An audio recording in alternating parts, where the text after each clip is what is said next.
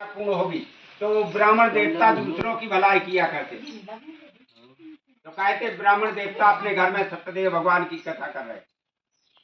उसी समय एक बूढ़ा लकड़हारा ब्राह्मण देवता के घर में आया अचानक।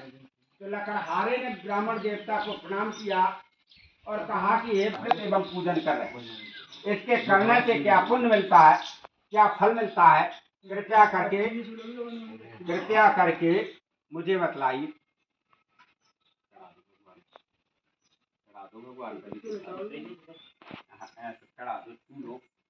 चढ़ा दो भगवान। हाँ चढ़ गो। तो कहते हैं शतानंद से ब्राह्मण देवता से लकड़हारे ने पूछा। तो ब्राह्मण देवता ने कहा ये हम सत्यदेव भगवान की कथा कर रहे, जो कुछ हमारे पास धन दौलत और मेरा जीवन सब भगवान का ही है, उनका ही दिया हुआ है, मुझे जन्म भी भगवान ने दिया है। लकड़हारा कहने लगा ये तो ब्राह्मण देवता झूठ बोलते हैं, हमें तो जन्म दिया हमारे माता पिता ने, इनके माता पिता ने इनको दिया होगा, लेकिन ये झूठ बोलते हैं, ऐसी बात नहीं है। तो कहते बताइए ब्राह्मण देवता भगवान ने कैसे दिया मुझे जन्म।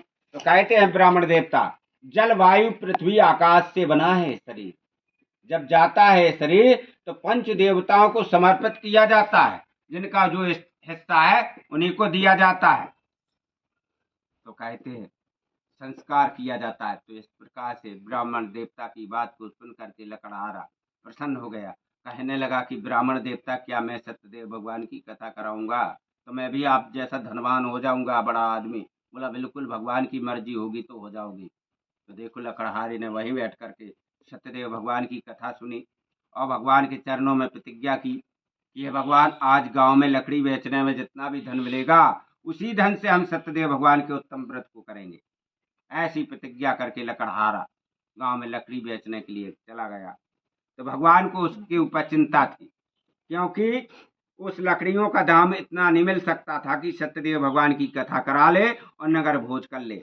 तो भगवान ने उस लकड़हारे की लकड़ियों के गट्ठे को चंदन की लकड़ियां कर दी। उसी समय जब लकड़हारा काशीपुरी नगरी में लकड़ियों को बेचने के लिए गया तो उसको लकड़ियों का दाम पैसा चौगुना मिला। तो लकड़हारा बहुत प्रसन्न हो गया कि भगवान ने हमारी अच्छी सुनी, हमारी मनोकामना पूरी हो जाएगी। वहीं से उसने सत्यदेव भगवान का पूरा सामान खरीदा, घर ले आया, ब्राह्मण देवता को बुला के सत्यदेव भगवान की कथा सुनी।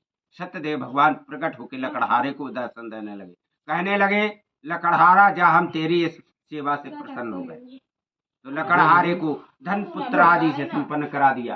अंत में वह बूढ़ा लकड़हारा सत्यपुरी वैकुंठ धाम को चला गया। इति श्री सत्यदेव भगवान की। हल्दी चाव चढ़ा दो बड़े दाऊ जाओ उनको ना यार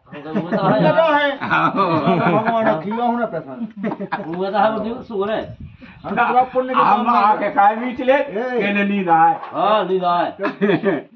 हम तो भक्ति में लीन हो जाते। 88,000 इसी महात्मा सूत जी महाराज से कहते हैं बहुत समय पहले की बात है कि मृत्यु लोक में एक ओलका मुख नामक बुद्धिमान राजा उत्पन्न हुआ। वह सत्य वक्ता था, जितेंद्रिय था। राजा ओलका मुख कौन था? राजा ओलका मुख सूर्यवंशी राजा था, अयोध्या का राजा था, भगवान राम का बब्बा था।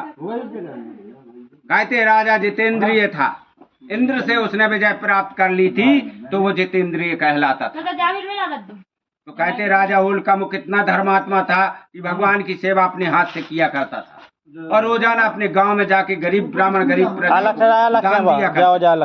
वैसे ही उसकी पत्नी बहुत साध्वी थी, बहुत सुंदर थी, लेकिन उन दोनों के संतान नहीं थी। और ओलका मुख को पता लगा कि जो भी आदमी इस समय सत्यदेव भगवान की कथा करेगा उसकी मनोकामना पूर्ण हो जाएगी। तो राजा ओलका मुख ने उसी समय भद्रशील नदी के तट पर सत्यदेव भगवान की कथा कराई। उसी समय भद्रशील नदी के तट पर तो कहते अचानक उसी समय एक साधु नामवैश नामक बणक पुत्र भी वहां पहुंचा और बणक पुत्र ने राजा ओलका मुख से पूछा कि हे राजन आप एकाग्र चित्र मन से किस देवी देवता का व्रत एवं पूजन कर रहे हैं, इसके करने से क्या पुण्य मिलता है, क्या फल मिलता है, कृपया करके मुझे बतलाइए। राजा ओलका मुख ने कहा कि साधु नामवैश मैं एक महान शक्तिमान सत्यदेव भगवान का व्रत एवं पूजन कर रहा हूँ संतान की प्राप्ति के लिए। साधु नाम वैश्य भी सोचने लगा कि हे राजन, तुमने बहुत अच्छा उपाय बताया, क्योंकि मेरे पास भी संतान नहीं। मुझे लगता है कि मैं भी बूढ़ा हो गया, अब संतान नहीं होगी। तो इसलिए मैं भी भगवान से प्रार्थना करता हूँ कि हे सत्यदेव भगवान, मेरे जब संतान होगी तब मैं सत्यदेव भगवान के कथा करूंगा, इसके पहले न करूंगा, जब संतान होगी तब करूंगा। राजा उल्का मुख के पास पर्याप्त धन है, मेरे पास पर्याप्त धन नहीं है। जब आप मनोकामना करोगे तभी होगी, तभी करेंगे हम सत्यदेव भगवान की कथा। ऐसी प्रतिज्ञा करके साधु नाम वैश्य अपने घर में चला आया। घर जब पहुंचा तो अपनी पत्नी लीलावती से कहने लगा कि हे लीलावती, आज मैं संतान की प्राप्ति के लिए सत्यदेव भगवान की कथा की प्रतिज्ञा करके आया हूं। लीलावती ने कहा, स्वामी, तुमने पहली बार बहुत अच्छी बात कही, मेरे मन को भा गई, बहुत प्रसन्न लगी, और सत्यदेव भगवान हमारे पति और हमारी मनोकामना अवश्य पूरी करना। भगवान प्रसन्न हो गए साधु नाम वैश्य उसकी पत्नी से। दोनों ने प्रतिज्ञा की कि हाँ, संतान होगी तो मैं सत्यदेव भगवान की कथा अवश्य करूंगी। तो कहते हैं सत्यदेव भगवान साधु नाम वैश्य और उसकी पत्नी पर प्रसन्न हो गए। तो कहते हैं सत्यदेव भगवान की कृपा से उसी समय साधु नाम वैश्य की पत्नी लीलावती गर्भवती हो गई तथा 10वें महीने में उसके एक सुंदर कन्या का जन्म हुआ। दिनों दिन वह इस प्रकार बढ़ने लगी जैसे शुक्ल पक्ष का चंद्रमा बढ़ता है।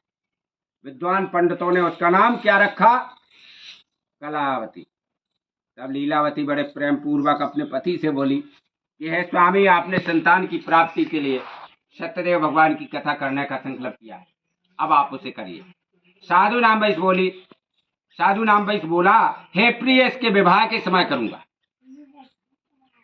तो लीलावती ने पूछा, ऐसा क्यों, क्या कारण है? विवाह के समय करेंगे। बोले, कन्या का कन्यादान करेंगे और सत्यदेव भगवान का व्रत। तो एक पंथ दो काम, एक पंथ दो काज हो जाएंगे। खर्च एक ही बार होगा, पुण्य दो मिल जाएंगे। कन्यादान का और सत्यदेव भगवान के व्रत का खर्च एक ही बार होगा, उसी में सब कोई भोजन करेगा। तो कहते हैं सत्यदेव भगवान का प्रसाद ग्रहण करेगा। लीलावती ने कहा, तुमने बहुत उत्तम बात कही प्रभु, बहुत अच्छी उत्तम बात कही स्वामी आपने। तो कहते हैं समझा बुझा के साधु नाम वैश्य नगर में व्यापार करने के लिए चला गया और विवाह के समय का वादा किया। कहते हैं इतने में समय बीत गया, काफी समय बीत गया। तो कहते कुछ समय बाद साधु नाम वैश्य की पुत्री कलावती नगर में घूमने के लिए निकली।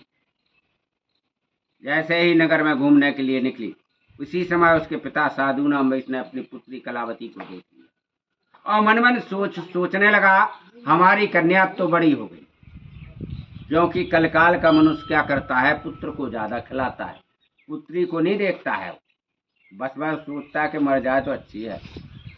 ऐसा ही कलावती मन मन भा तो रहा था, संतान हो गई, कछु ना तो संतान हो गई, पुत्री हो गई, कोई भी होगा हो गया। तो नहीं देखा, कुछ समय बाद देखा तो उसको बड़ी लगी। तो उसने तुरंत अपने दूतों को बुलाया कि पुत्री के वास्ते कोई सुयोग सुंदर बने पुत्र को देख लाओ। इतने में कलावती कितने वर्ष की हो गई थी? सतयुग के 15 दिन और कलयुग के 15 साल बराबर माने जाते।